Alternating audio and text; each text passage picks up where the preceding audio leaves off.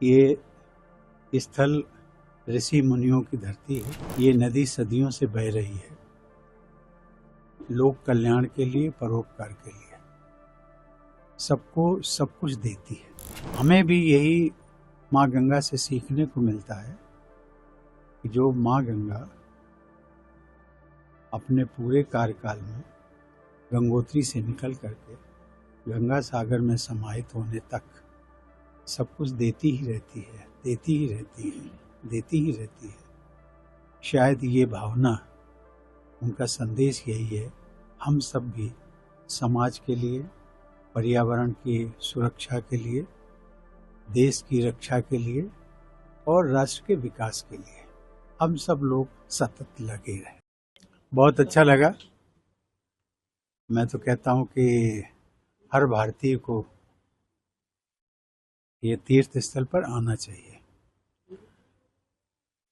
जो भी आता है उसको एक आध्यात्मिक और आनंद की अनुभूति होती है।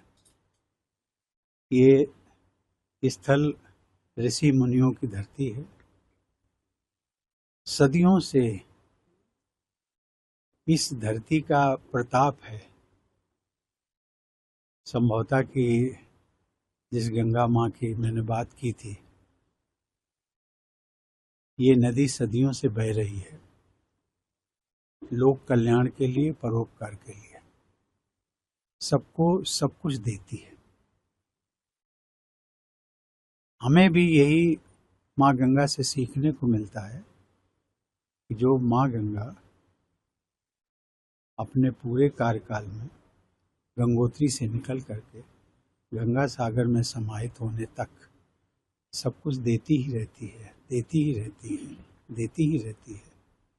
शायद ये भावना, उनका संदेश यही है, हम सब भी समाज के लिए, पर्यावरण की सुरक्षा के लिए, देश की रक्षा के लिए और राष्ट्र के विकास के लिए हम सब लोग सतत लगे रहें।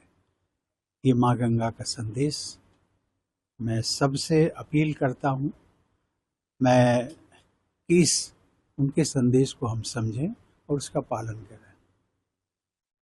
मैं कल हर की पैड़ी पर माँ गंगा का दर्शन किया, उनकी आरती में सहभागिता की, बहुत अच्छा लगा।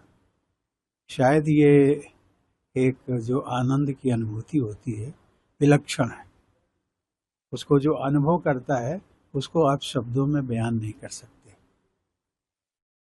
और ये इस देश का सौभाग्य है कि हमारे ही देश में माँ गंगा का अवतरण हुआ और माँ गंगा बहती हुई अविरल धारा एक ऐसा संदेश, अध्यात्म का संदेश, मानवता का संदेश हमको देती रहती है।